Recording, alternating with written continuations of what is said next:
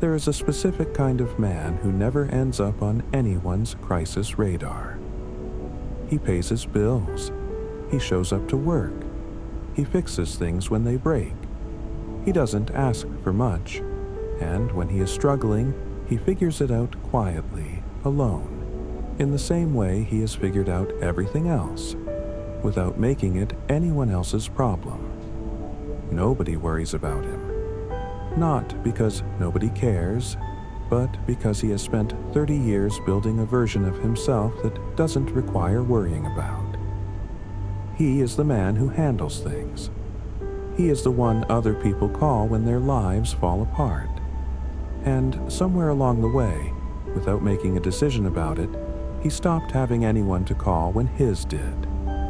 This video is about that man. About how he got there, what it costs him, and why the silence he lives in is more complicated than it looks from the outside.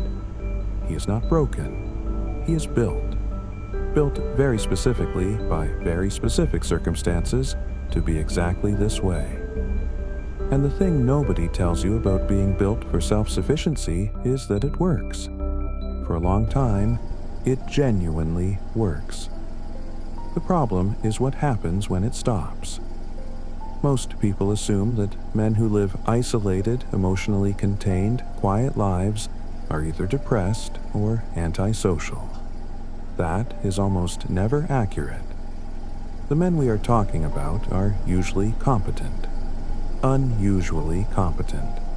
They are the ones who know how to fix a car, navigate a bureaucracy, raise a child largely alone, manage money carefully, and endure the kind of sustained difficulty that would genuinely break people who had softer lives. Competence is not the problem. Competence became the armor, and the armor fit so well for so long that one day they forgot it was armor at all. If you grew up in a home where expressing need had a cost, embarrassment, a parent withdrawing, being called dramatic, being told to toughen up, you learned a lesson that nobody explicitly taught you. You learned that vulnerability is a transaction with bad terms. You give something real and fragile. You receive something painful in return. So you stop making the trade. Not once, in a dramatic moment of decision.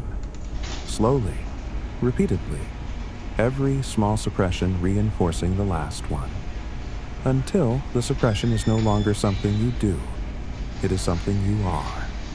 By the time most Gen X men reach their 40s, they have been practicing emotional self-containment for 25 years or more.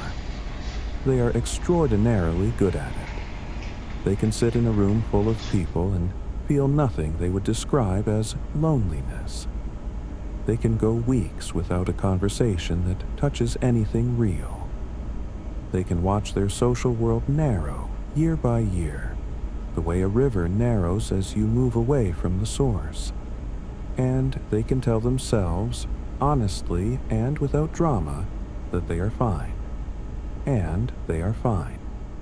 In the functional sense, which is the only sense they were ever taught to measure. The research, though, tells a different story.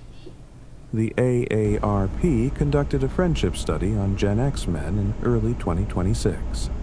The results were stark. 95% of men said that friends were essential to a happy, healthy life. 95. So it is not that these men don't value connection. The study also found that men were significantly less likely than women to maintain those connections. Less likely to call, less likely to initiate, less likely to tell anyone when something was wrong. The friendships exist in their minds as important. They simply do not maintain them in practice. The researchers described men's friendships as high passion, low vulnerability. They will talk for hours about sports, politics, music, history, anything external. They will not say, "I have not had a real conversation in 3 weeks. I went to a family dinner last month and felt like a stranger. I am not sure anyone would notice if I disappeared. They will not say it because they do not say things like that. They never learned how. And at a certain point, somewhere around 50, the window for learning starts to feel closed. Here is the distinction that matters most, and it is one that almost nobody makes clearly enough. There is a difference between feeling lonely and feeling unnecessary. Lonely people still want. They ache for something they can name. They want a phone to ring, a door to open, someone to sit across from at dinner. Loneliness is painful, but it contains desire. It is pointing toward something. The feeling of being unnecessary is different. It is not an ache. It is a quiet conclusion. A man who has arrived at that conclusion does not feel the sharp pain of wanting connection. He feels something more like a slow withdrawal from the idea that connection was ever really available to him. He becomes, over time, genuinely comfortable being alone. Not because solitude is his nature, but because he has rationalized the absence of connection into something that looks like preference. He tells himself he is an introvert. He tells himself he never needed much.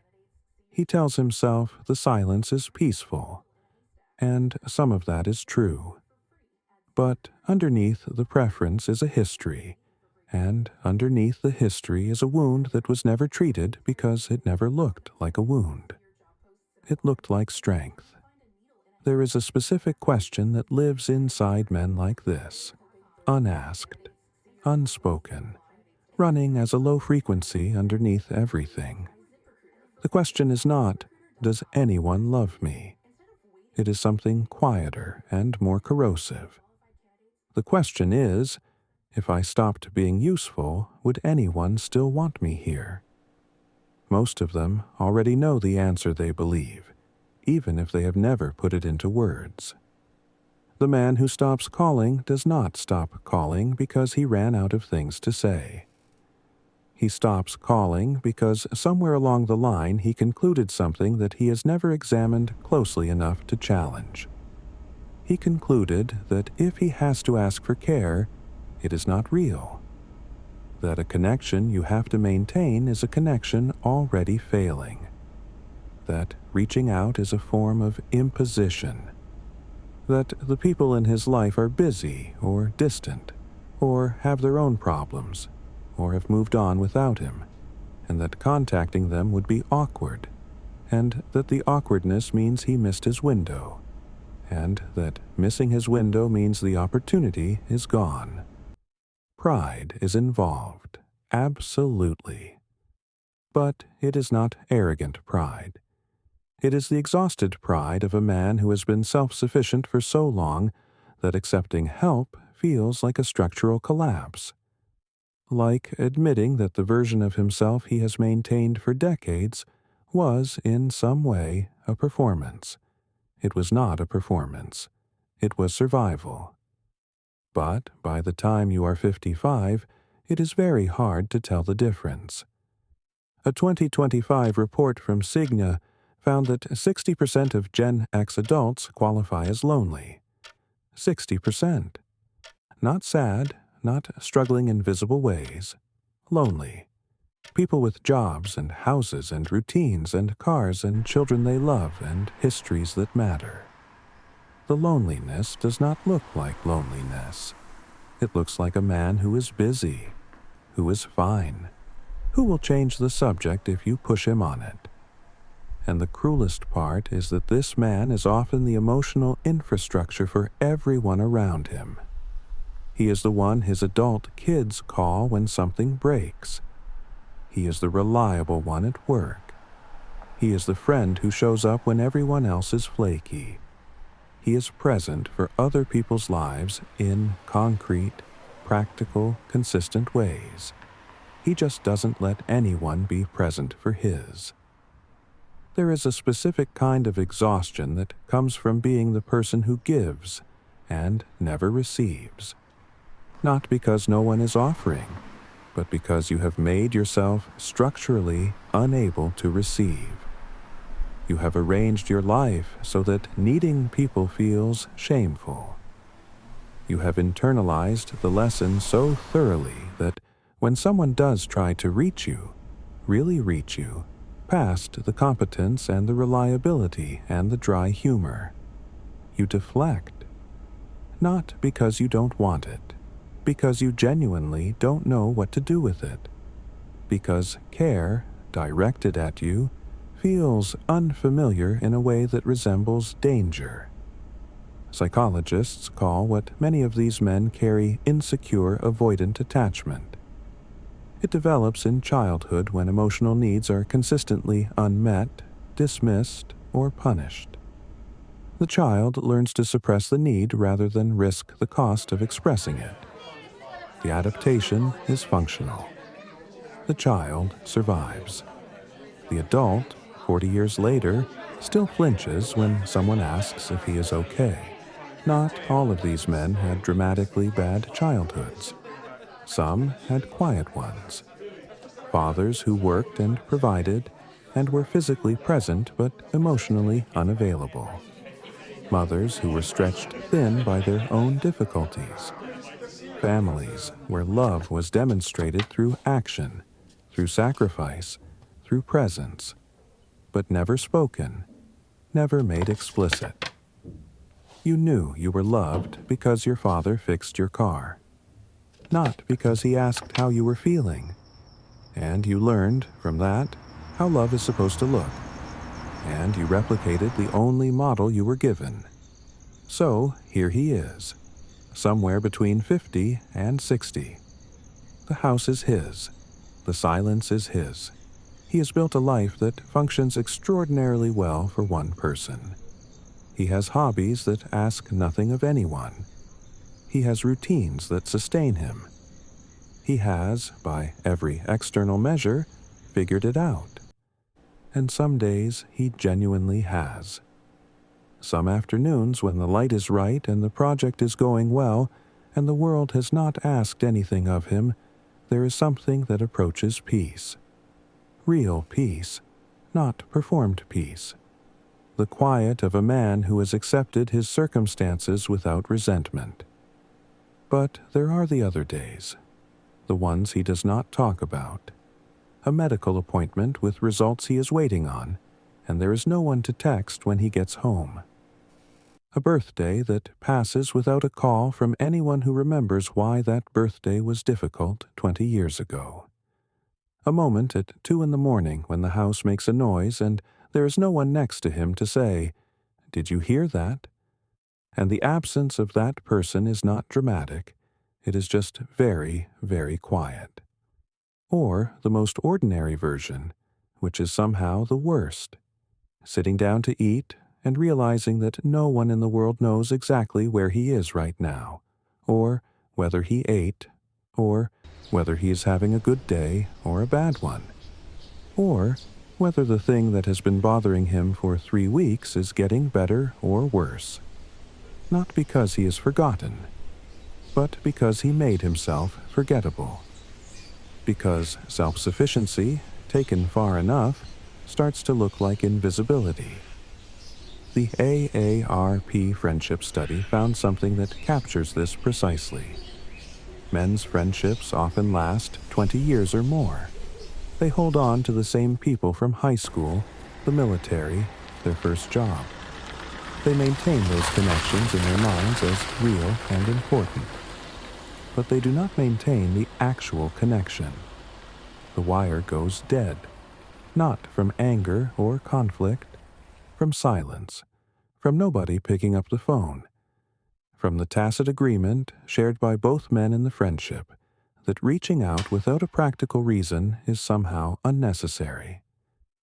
That just calling to say I have been thinking about you is too much, too soft, too close to the kind of vulnerability both of them learned not to show.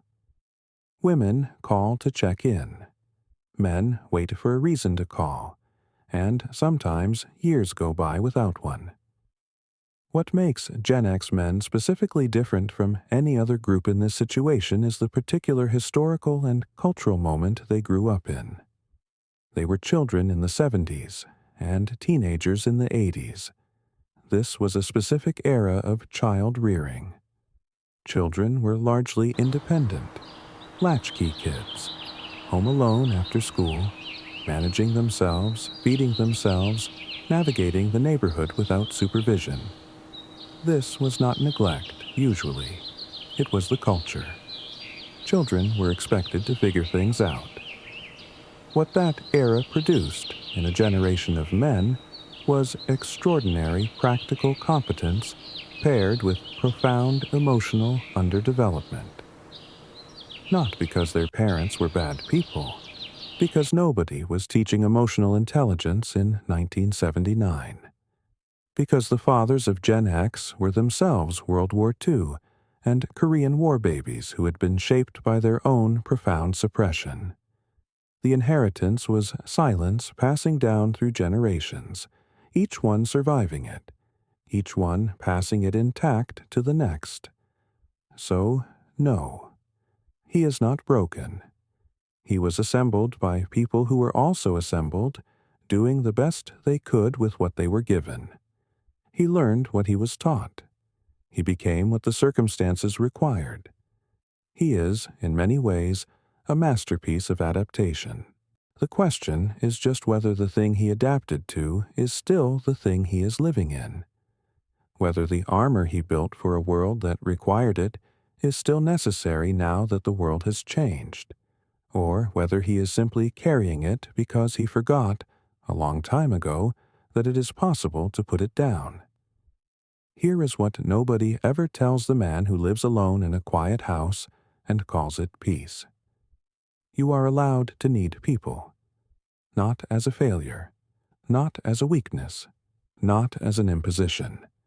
As a human being doing the thing human beings are biologically designed to do, which is exist in relationship with other people. Your nervous system is not malfunctioning when it aches for company. It is working exactly correctly.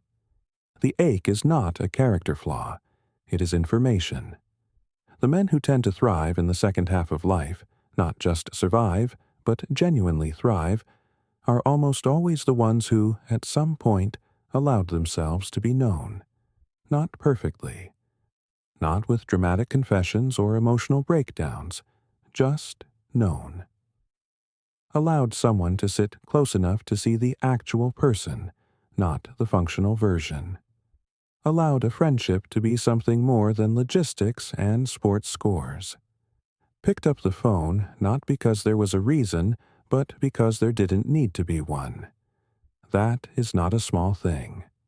For men who have been building walls since they were 8 years old, allowing themselves to be known is probably the hardest thing they will ever do.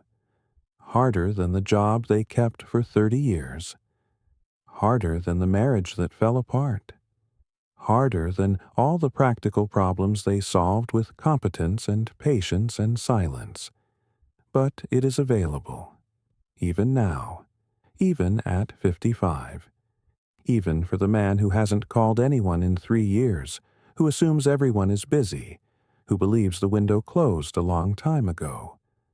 The window did not close. It is just a little stiff from years of not being opened.